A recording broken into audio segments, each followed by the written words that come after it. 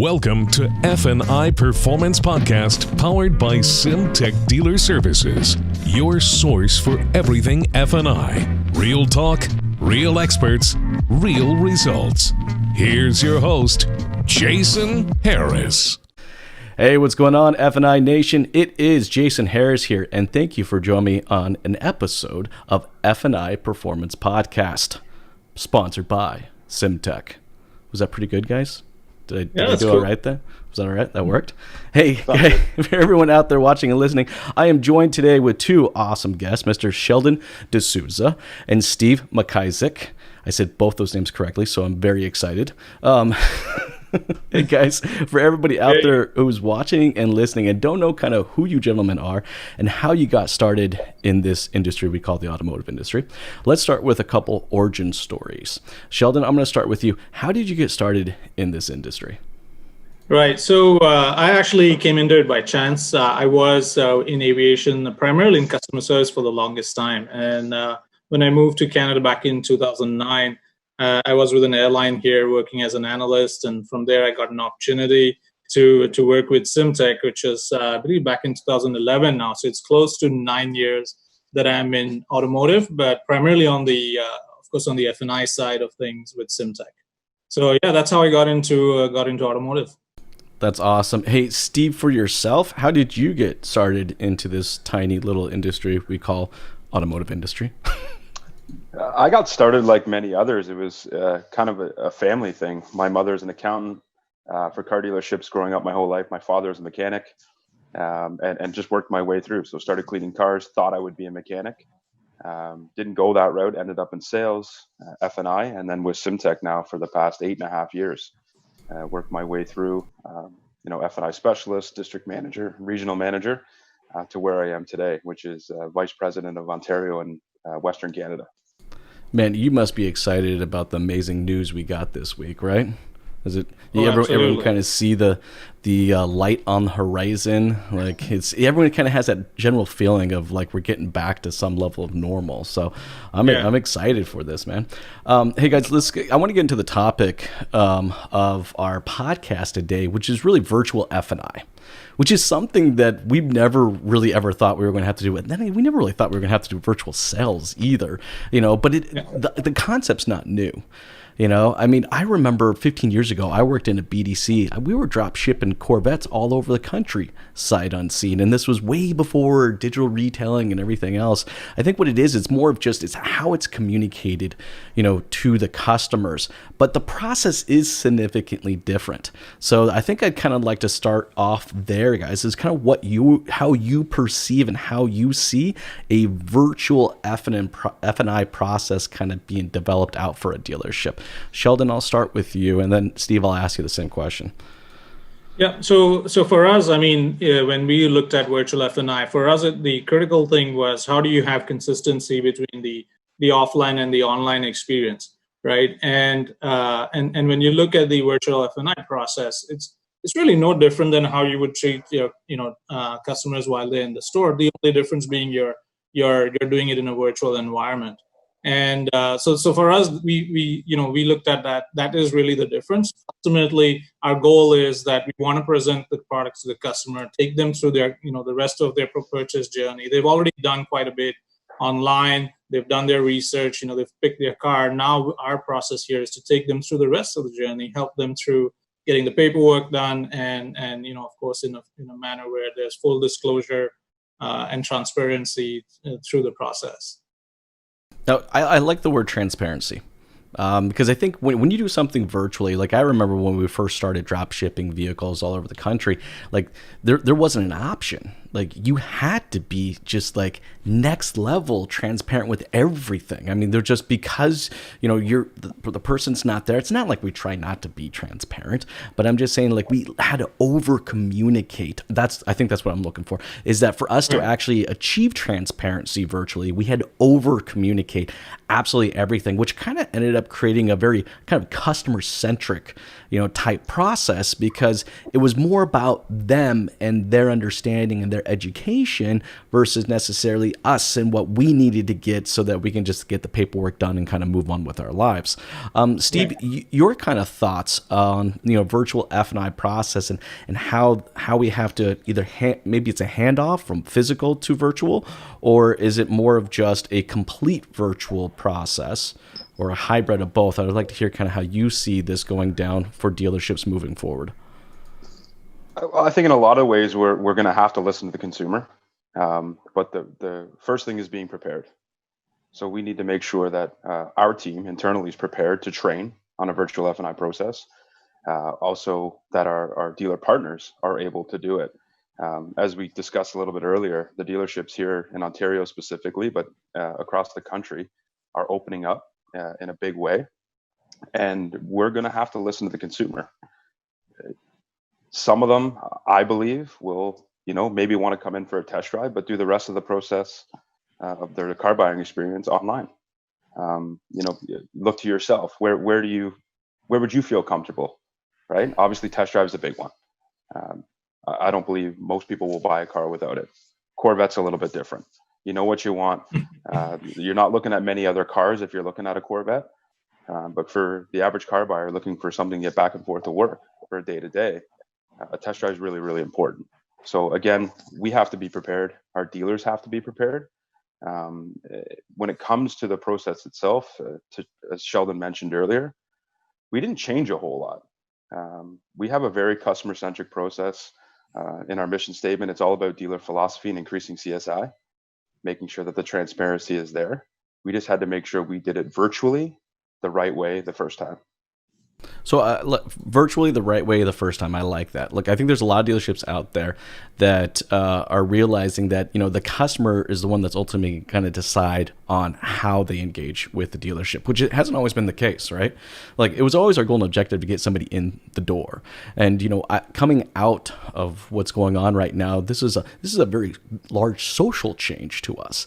And the customer may or may not feel comfortable. I think a good percentage will be fine in coming in and engaging with us, but I think a large percentage, more than we've ever had in the past, will choose to do as much as they possibly can virtually before they come in. So I think a lot of dealerships are now kind of pressed to have to create, this process, but as an industry, I don't think we're always the best at creating processes.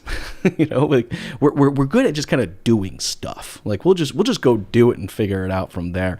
But, I want to hear kind of your guys' thoughts and opinions of kind of like, let's a dealership that's looking at this going, yes, I need to take this process. I need to make it virtual, but how do I sit down? Where do I start? Do I grab a whiteboard? Do I grab a marker? Like, how do I start developing out that 1 through 10 or 1 through 15, step process that I can turn virtually? Sheldon, what are your thoughts or opinions or advice for dealerships in creating that virtual process and how they should start? Yeah, so I'd say, the very first thing you have to do, and even when we were looking at it, the very first thing you have to do is look at the customer journey, right? So you would, our dealers would know best actually how their customers reach them, and really start from there and look at every step of the customer journey and say, where can I help the customer? Ultimately, we are in the customer service business, right? We are there to serve our customers in their journey of buying one of probably the second most expensive purchase in their life besides the home. So it's important that you are always there in every step of the process as they go through, whether it's online or offline or through a virtual process, whichever path they take, you always need to be there. Whether you're responding to emails, phone calls, setting up video conferencing, things like that. So I would say the first step is start to map that journey of the customer, and then look at all the areas where you can assist them through the process and how you can speed things up, provide information. And of course, all of that, particularly now in the post-COVID environment, would be, how do we do it safely in a safe distance? And you're going to see that a lot. I think the new, the buzzword is, I think, touchless F&I, for instance. So how do you do things in a touchless manner, or touchless sales? So it's going to be it starts with the customer journey, and then find ways, how do you insert processes within that, see what you're doing today, and then improve on it if there is a need. If it's working, don't touch it, keep it. and just replicate it in a different setting, like a virtual setting, or whether it's on the phone or whatever medium you're reaching the customer through. That's how I like mapping out the journey because, I hate to say it, but for most dealerships, F&I is like an end of the journey type insertion. Right. And it shouldn't be. It really shouldn't be. Like, I don't understand why we feel like we have to like do the sell and then do the F&I. And it's when it's really, it's an entire purchase. And this is a great time for dealerships, to kind of reinvent what that process is going to be, both physically and virtually. And I think a great place to start doing so is mapping it out, like you said, Sheldon. I think that's awesome. That's awesome advice. Steve, for yourself, any advice you could give to dealerships out there that are kind of staring down the barrel of creating a virtual F&I process? Yeah, it's all about execution, really. Sheldon mentioned earlier, once we understand what their journey is, we know today that consumers who purchase vehicles go into car dealerships less. The majority of their the way that they're looking at vehicles, what they're researching, whether it's price, color, options, for the most part is done online. They go into car dealerships far less. And if you asked a consumer, a year ago or 5 years ago, did you love your experience? For the most part, they'll say yes. You'll have people that won't. But the answer to the question always was, did you feel like you got it done in the period of time that you're comfortable with? And they always say it takes too long. Right. Whether that's the sales process, the F&I process, the delivery process, they felt like it took too long. And when you have a F&I process that's customer centric, that focuses on their needs, you will be able to wrap that up. But you need to adhere to a executed process. Again, execution, we all have great ideas. We're in the car business. One of our biggest strengths in the car business is almost our weakness, where we just get it done, to your point earlier. So if we have a challenge that's facing us, another buzzword, Sheldon, I'll use, we'll pivot, we'll figure it out, we'll solve our problem, whether that's getting the deal done, delivering the car, fixing a scratch on delivery, whatever the case is, we'll pivot and we'll figure it out. In this environment, it does require a phone call, a follow-up email, setting up whatever platform you're going to use. We're using Zoom today. I've been fortunate to use Zoom, Google, Teams, WebEx. Different dealerships will have their different platforms. And that's where we need to adapt as well. How do we use the tools that we're recommending for our F&I managers to be able to execute a turnover? That's actually a really good point. I mean, the usage of our technology, and Sheldon, I like what you said about, mapping out, the customer journey. But before we map it out, we have to define what the destination is.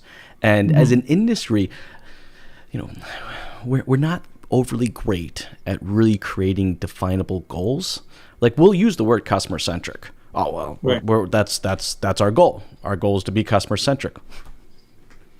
What the hell does that mean? Like, I think we have to actually really define that. And Steve, I think you're kind of hinting at it there, is like, to be customer centric, all right, if that is the goal and should be the goal, right? Because that's ultimately what gives us that experience, that word, right? The experience is that we need to know how the customer wants to do it. Does the customer want this done in 35 minutes? Do they want it done in 45 minutes? Do they want it done in an hour and a half?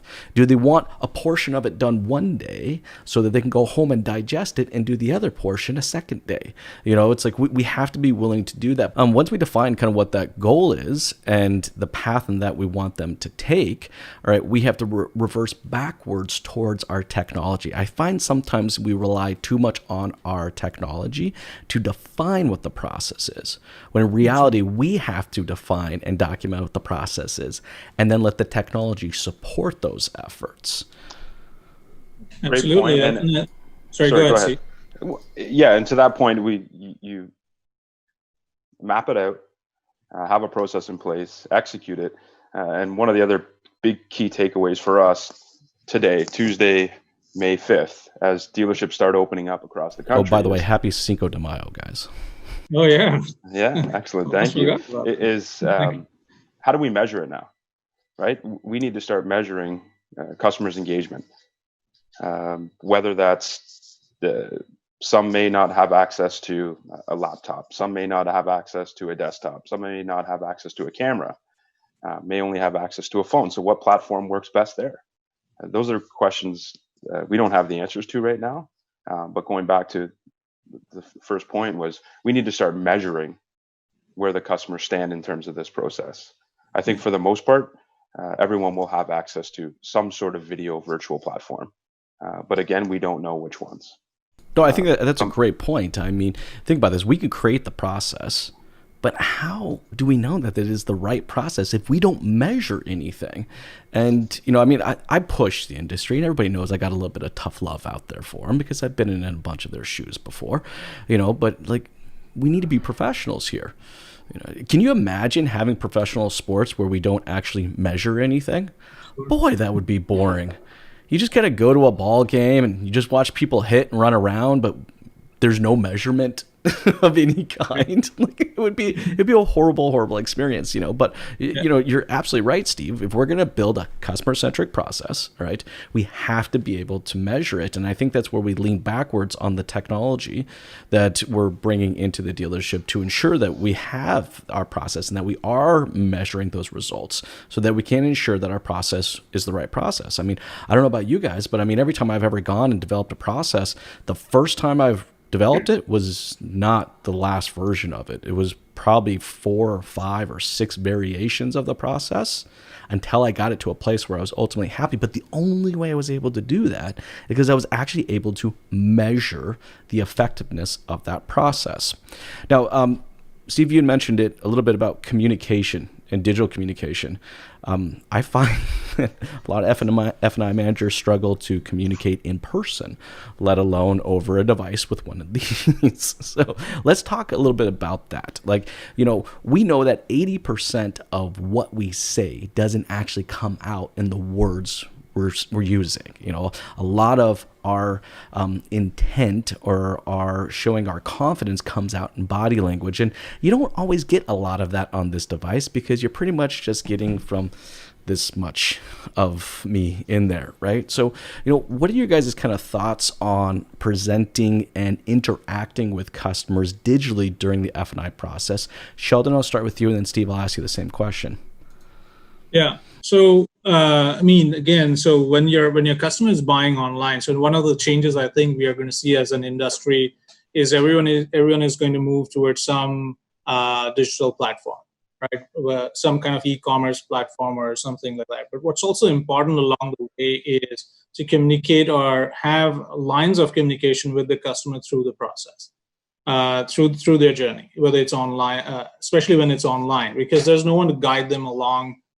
You can have a ton of information in there, but if there's questions along the way about the vehicle, about the F&I product, or anything related to their purchase, we need to be available to the customer and be able to respond to those questions. So it's going to be important to have someone essentially manning that sales pipeline and be ready to respond to the questions that may come through.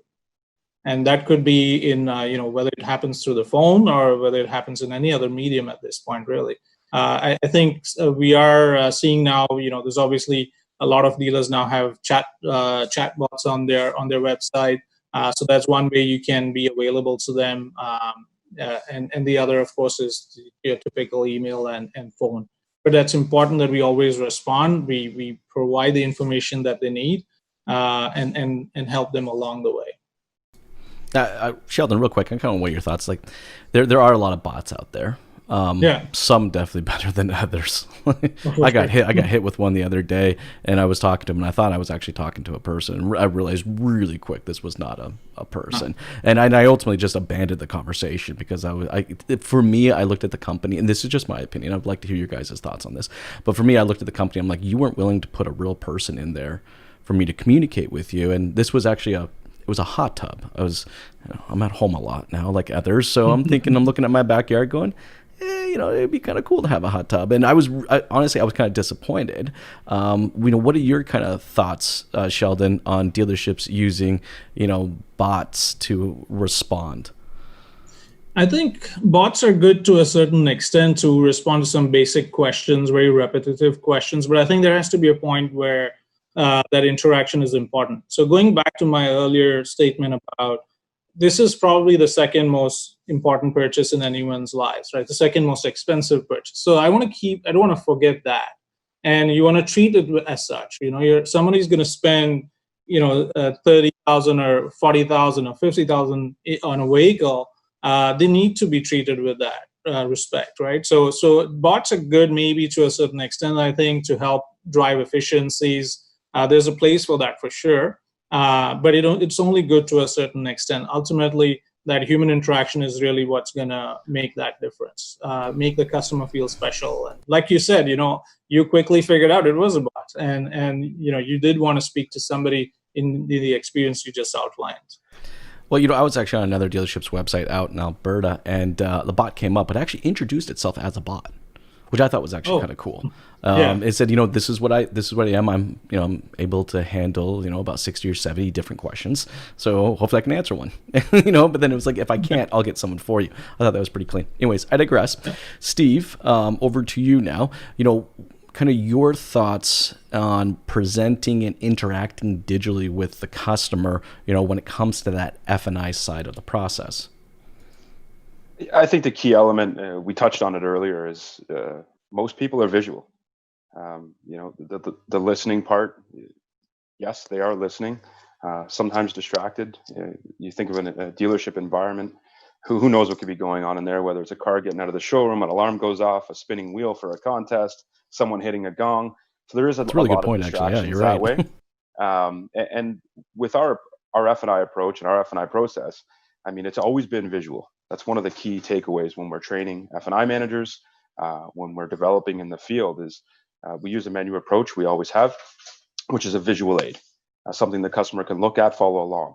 Has all the options on there, very transparent, along with even objection handling. Same thing. Without a visual, it's hard for the customer to visualize what the impact may be on them. So we've always taken that approach. We believe that it's the key to success in all aspects. Yes, per vehicle average and gross profit are very important. That's the end goal. But the customer knowing exactly what they purchased, having all their questions answered, in a lot of ways are done by visual aids. So when we were looking at this and developing it, it was, how do we take all those aids that we train in our classrooms, we develop in the stores, how do we take that online? We have our recommended platforms to use. We have the recommended tools. We need all of our F&I managers to have some sort of those platforms to execute this. But our goal really was to take what we have today and put it online, which already was very visual. We learned that a long time ago, and we've adapted, to your point. And when I started 8.5 years ago, the things we did 8.5 years ago to the things we do today are different. We had to adapt. We are fortunate enough to have a technology platform that creates these documents for us for a long time that our dealer clients know. So that element of trying to train them how to make a menu or a customer disclosure form, our curve won't be as steep as some, because we had all those tools. Our dealer clients know how to use them. It's all of the other things like we're doing today, right? We talked about earlier, Zoom, WebEx, Google, Teams, you name it, they're everywhere. We have to find the one that works best for the dealership. And that'll be, in some ways, our biggest challenge. And some dealers are much more progressive than others when it comes to online tools, online platforms, technology in general. What kind of computer are they using? We don't always see Windows 10. You still see a couple of Windows 95 sitting around there. XPs, we definitely still see some XPs out there. You're like, they don't support that anymore. What are you guys doing? I was like, why is your monitor this big? what's going? Is that a monitor or a boat anchor? What's going on? Yeah, even personally myself, I'm savvy. I can get through technology myself, and my children have iPads, which I'm going to have to replace because the one I have isn't even supported by Apple anymore. It's not. So it doesn't play Netflix or these online learning tools that we're downloading for our kids to learn in school. Some of our devices don't support them. I'm going to need to replace them. But no, Some that's a good dealers point, aren't though. that I mean, look, progressive. dealerships, I walked to an F&I manager's office and it's still seen a big monster desktop sitting there and a big thick monitor and going, wow, this is going to be a fun presentation. But no, it's about presentation. It's a very visual thing. That's to our point, right? That's what we're saying here is that, dealerships, that there needs to be a very visual element to this. Now, I want to talk a little bit about the menu because I bought a car recently, about 4 or 5 months ago, and I was a little disappointed on how this part went down. There was actually I was disappointed in one thing, but I was actually excited on another thing. When they presented the car, and the F&I products before they presented a payment to me, which I was super happy about. Obviously, there had to be some training that went down for that to go down because they presented it as an entire package. I was buying a pre-owned vehicle, so it made sense. It was like, okay, here's your protection, here's this. And then it was like, here's the payment that included everything kind of into this. There wasn't this, let me sell you the car, and then let me try to sell you some other stuff, right? So I like that. The downside is that they didn't personalize anything to me. I went in there and told them that I drive between 5,000 to 7,000 kilometers a month. All right, my 2017 Nissan Maxima Outside has almost 200,000 kilometers on it right now, and I'm back in market now for another car on this one. The car I bought about 6 months ago was the family car, but there was no personalization. They didn't take that information. What they ended up doing was just like almost felt like they vomited on me. Like, let me just vomit everything on you, and it's just every single thing that they possibly had in their F&I portfolio. It was just like, here's 22 things that you should have. And I was like, so as a customer, now of course I was in the industry, so I was okay to kind of dive through it. But as a customer, I would have been like, holy crap.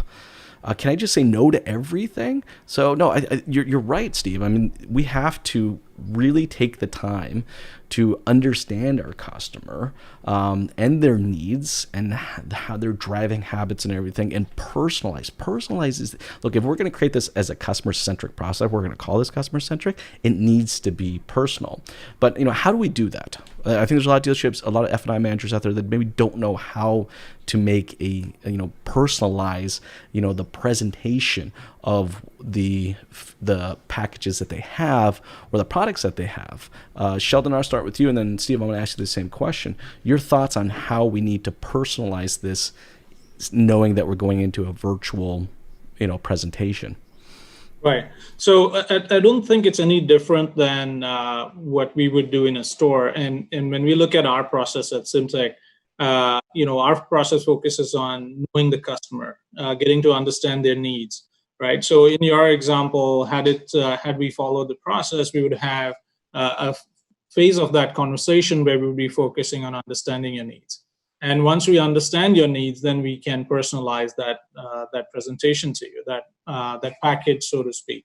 We can present the right options. So if you drive a certain distance every year, then this will be the right product. Are you leasing? Are you depending on your circumstance, we want to cater to that specific need. Do you, based on the responses we get to the question, is credit life insurance, for instance, going to be important to you based on your specific circumstance? So our process is focused on ensuring that we understand the customer's needs and then present the products that are most relevant to them. And we see a lot of success in that, and Steve can elaborate on it too. We have seen a lot of success among all the dealers that have implemented such a process. And even from a customer standpoint, now that product means something to me because I can relate to it. I can see that, yes, it makes sense. At the end of this lease, it's going to be important for me that I have an appearance protection, for instance, or things like that, right? So it now speaks to me, and now I'm more curious and I'm interested in the products. That's really just the next step towards the purchase. Steve, I'm going to kind of ask you the same question, a little bit of a slight twist though. I think for a lot of F&I managers out there, we get comfortable with those 3 or 4 products or services. And they're like our go-tos, right? Like it's the only thing I'm going to talk about because I feel comfortable and confident in presenting them, so I'll just default to just presenting these 4 or 5, products or services every single time, but I won't take the time to actually learn about the customer so that I can present them something that's unique to them. But like, how do we do that? How do we learn what we need to learn from the customer so that we can customize a menu and a package that's relevant to them? Steve? To me, it's pretty simple. Just ask the question. Really. Right? Just have a conversation. 100%. Even when you're speaking with someone, take your best friend, for example. What your best friend needed 5 years ago may be different from what they need today. Right, Jason? When you owned a car dealership, and you were traveling maybe 5 minutes back and forth to work every day, albeit you were working a car dealership. Let's take any other medium you were working in. You don't need extended warranty. You're not driving enough to warrant purchasing that product. But 2 years later or 3 years later, you're driving 7,000 kilometers a month, and it might be something that's important to you now. Someone like me, if you asked me 5 or 7 years ago about creditor insurance or accident disability, I would say, you know what, I'm fine. I can make do if I'm off. I'm grown up now, somewhat. A small family, 2 children, mortgage, car payments like everyone else. Maybe that's important to me now. So going back is asking those questions. And you know what? I'm with you, Steve. I think asking the questions. I'm going to throw one more thing out there for everyone that's watching and listening. Write the answers down. Like I know it's a little thing, but I think little things make big differences to customers. And it's like, talk about just a quick and easy way to acknowledge that you're actually absorbing what they're saying instead of just kind of throwing it out there. It's like, especially if it's virtual, have the camera out a little bit, far enough where it's like they can see you start making notes and being attentive like that. I apologize. I just wanted to throw that in there, Steve. Go ahead. No, going back to visual, right? Everyone's visual. They see you writing it down. They know what's important. And when Sheldon alluded to it earlier, when presenting the product, whatever it might be, it's catered to what you told me. Right? The 3 most powerful words in sales are "you told me." So if you told me your driving habits, whether it's the amount of time you're going to drive it or how many kilometers a year you're going to drive or month, I can present you a product that caters to your needs. And you can make the decision on whether or not it's going to work within your budget or if you feel like you need it. There's a set of my other recommendation is in a big way for a lot of reasons, but more so time, is using somewhat of a script. It's repetitiveness. The more you repeat it, the easier it becomes for yourself to remember, and you won't miss things. Oftentimes if we only get 5 minutes with a customer or 7 minutes, if we're not using some sort of script or we're not writing down the answers, we could either forget to ask that question or forget the answer that was given to us, which isn't going to help us in our process overall, and more importantly, offering the right term, coverage, product for that specific person. Like, we need to have that prep time. You know what I mean? This is why I'm always so confused by dealerships push this F&I process to the end, because like I feel for the F&I managers. Like, I think the majority of them want to ask these questions.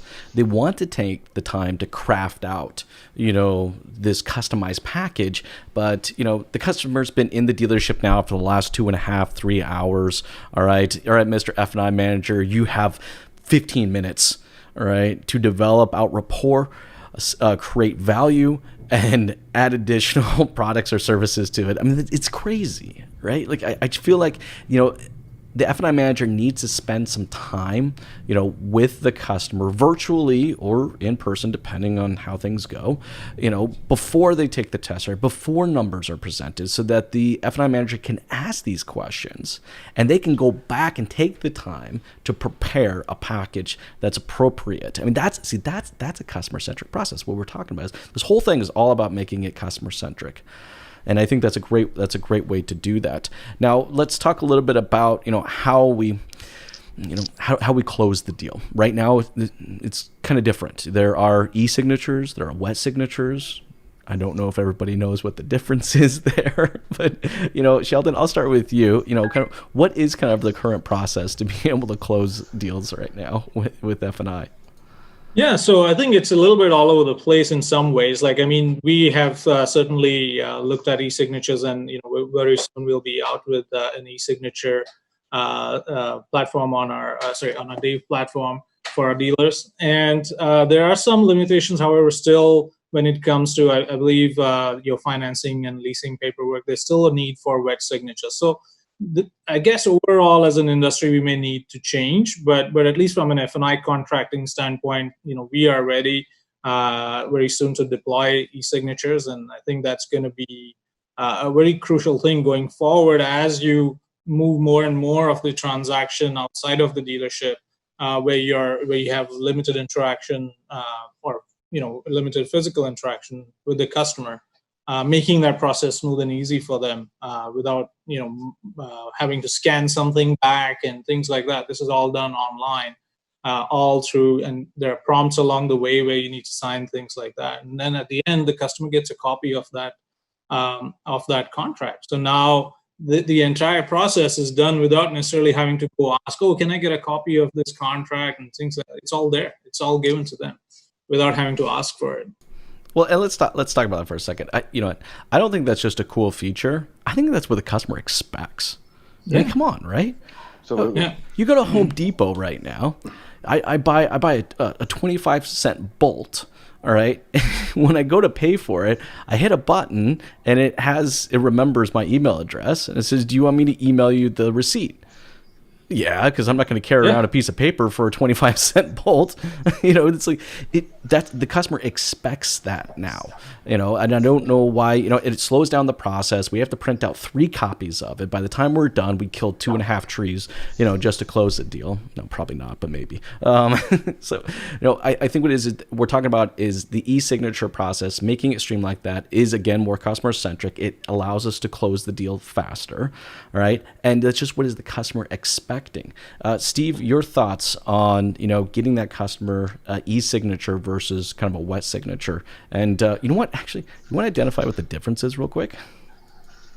Yeah, and a wet signature. At the end of the day, let me back up. I think most dealers would prefer to do e-signatures, not have gigantic paper trails in their dealerships, trying to find places to put them. We need to house them for 7 years. So I think dealers, regardless, would want to go to e-signature route. There's government restrictions, limitations provincially that don't allow us, where we have to have wet signatures.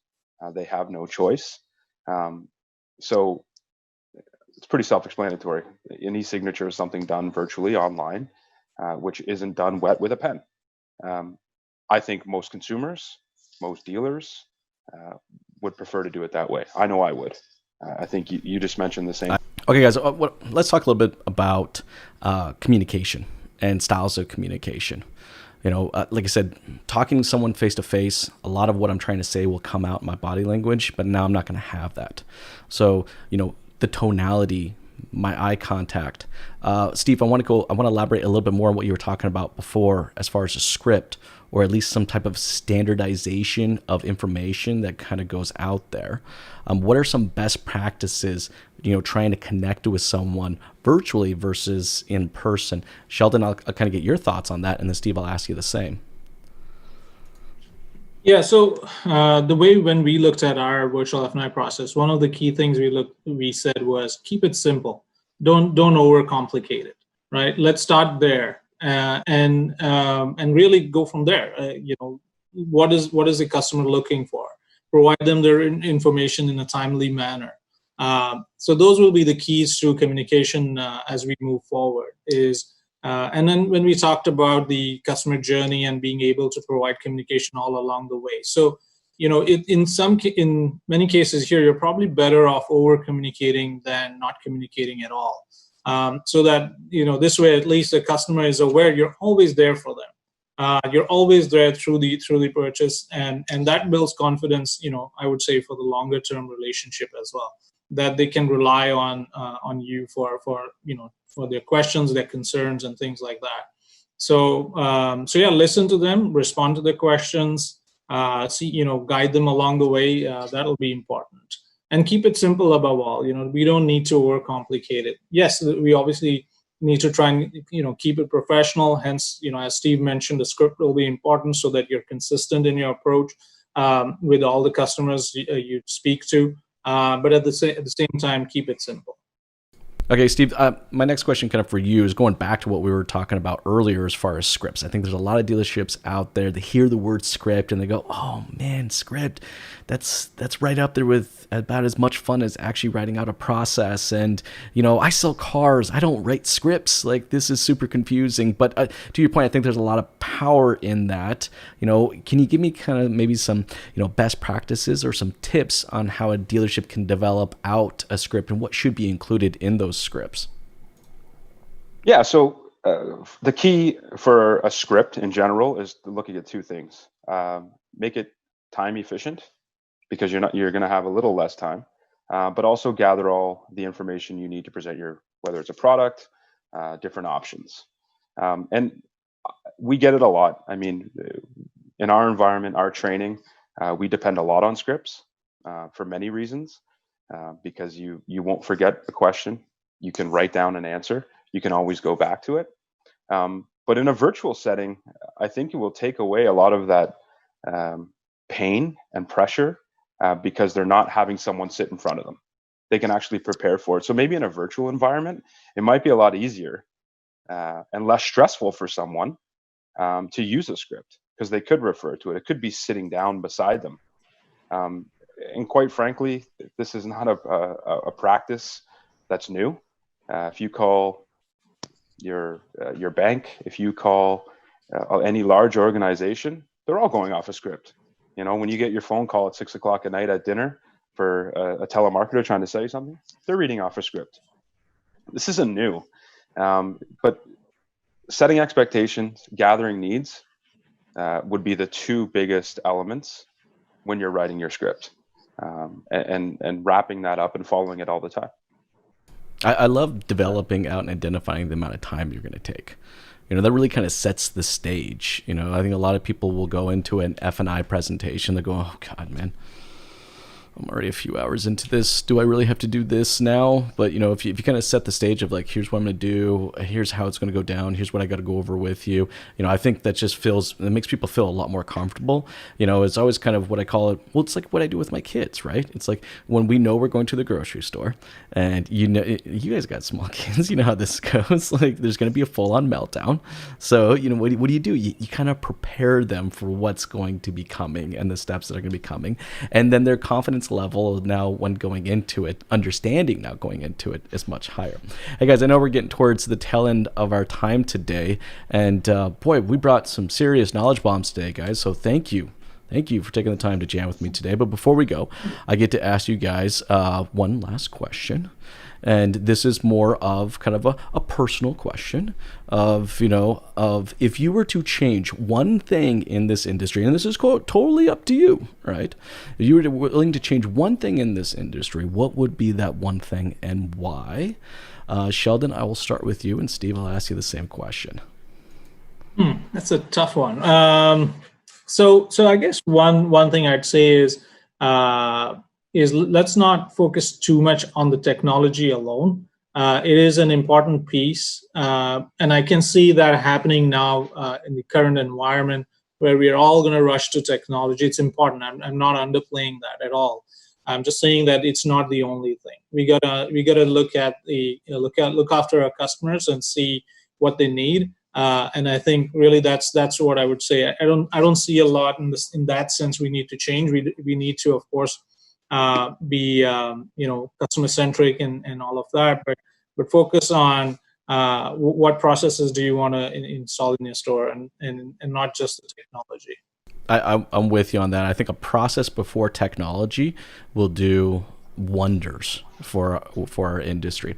All right, Steve, for yourself, if you could change one thing about an industry, what would that be and why? I would like to see them this industry more open to change. One example is exactly what we're doing today, the use of videos. on whatever platform you're watching them, whether it's Facebook, LinkedIn, there are some very, very progressive dealers out there who are online doing videos, whether it's a new pre-owned car that they have or a walk around on a brand new car. I feel that is going to drive a lot more business at the dealerships. It can only be a minute and a half, 2 minutes, whatever it'll be. But using that technology, listen, I sold cars for a long time. I worked in car dealerships for a very long time. There's downtime to go make a 5-minute video, right? And the use of that tool, I feel, would be hugely beneficial. And the investment, the return on investment, whether it's the equipment or the technology you need to edit, will definitely return in a big, big way. Well, it's embracing how customers want to consume content. Exactly. You said it. Your wordsmithing was much better than mine. It's all good though. Like I kind of have a theory that we're in an industry. We're in a society now. All right, of just headline readers. And yes, there are people out there that will sit down with a good book and consume it, but for the most part, we will just simply read the headline and move on, unless there's something for me to sit there and actually engage with it. And video does exactly that. Video gives me that chance to kind of read the headline, go, oh, let me consume the next 2-3 minutes of video. But I agree with you, Steve. I think we have to suffocate the excuses on why not create video content. I mean, how these bloody things record 4K now. I mean, get a half decent mic and you're good to go. I mean, there's editing software galore. You can hire companies, to easily do it. But no, I mean, that's how customers want to connect. They want to kind of hear your voice, consume your story before they even come to the dealership. I'm with you, Steve. That's a big one for me too. Hey guys, before we go though, for everyone out there listening and watching right now, and would love to connect with you gentlemen, kind of follow along with your journey and find out more about what you guys do, what is the best way to do so? Sheldon, I'll start with you.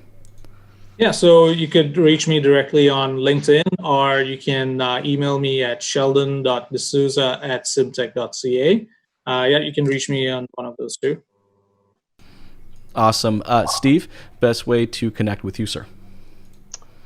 Same as Sheldon. So you can be found on LinkedIn. Also, you can email me at steve.macisaac@symtech.ca. And text messaging, I think, is a new platform that we're all using. Is also an easy way to grab me, which you can get on LinkedIn as well. Awesome.